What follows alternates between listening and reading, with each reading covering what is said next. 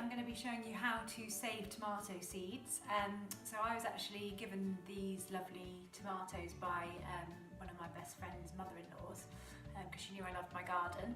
And yeah, basically I've really enjoyed them all summer, so I want to keep some of the seeds for next year, saves me buying them again.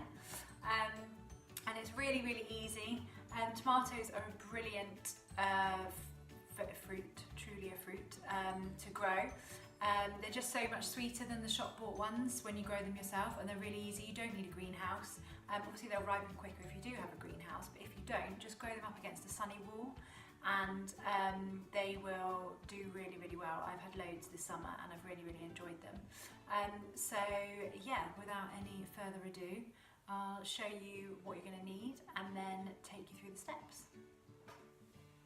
So first things first, you're going to need obviously your tomato that you want to keep the seed from, a chopping board and a knife, a sieve to scrape the seeds out into, some kitchen towel.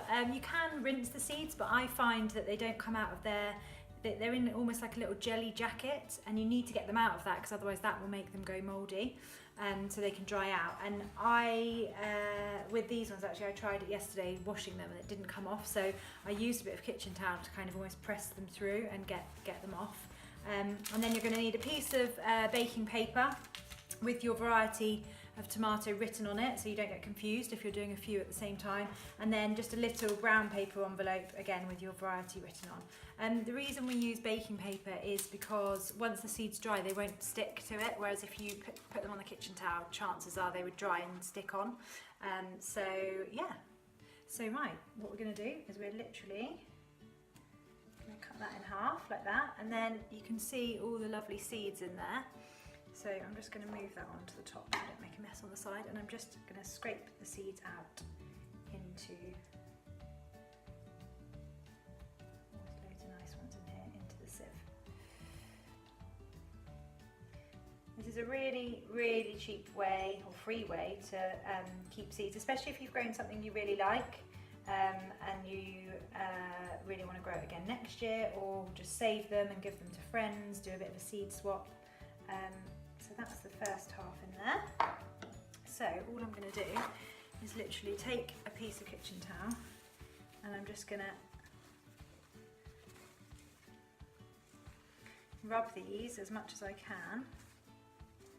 And what you want to end up with, you can see there, that one is still in its little green jacket, but that one there has come out. So I'm just going to literally pick that one out and pop it on the paper.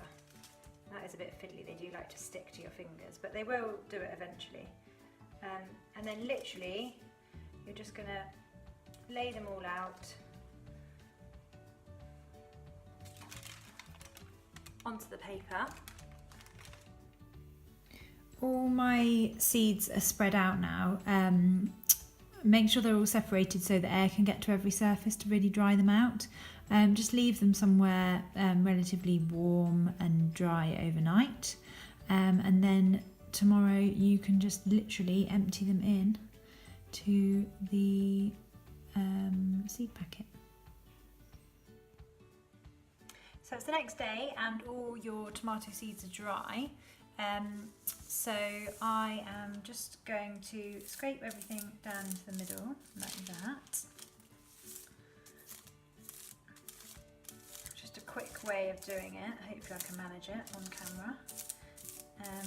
And then I just found it the easiest way was to kind of like you do when you're putting pepper in the pepper pot, just to kind of make a little funnel, like so. Make sure your seeds don't escape like mine are trying to. And then poke it in to your seed pack there, and then just empty them down. And they go in the bottom. Lovely. Now your seeds are all stored safely away in their little envelopes. Just keep them somewhere cool and dark over the winter before they'll be ready to sow in the spring. I just keep mine in the house because my house is quite cool, but you could keep them in a shed. But just the key thing is to make sure that they don't get damp, because they will go mouldy and rot. And and then you won't have anything to sow next year. And all that remains for you to do is to chop up your yummy tomatoes and eat them in a salad, or maybe make them into a nice tomato chutney. Certainly if you've got any green ones left, you can cook them up into a lovely chutney. But yeah, so that's how you do it. That's how you save your seeds for next year. A nice free way of gathering seed. So I hope you've enjoyed the video. If you have, please give it a thumbs up. And I'd love for you to subscribe to the channel so you don't miss out on anything else that's yet to come. Okay, I hope you have a good week. Thanks. Bye.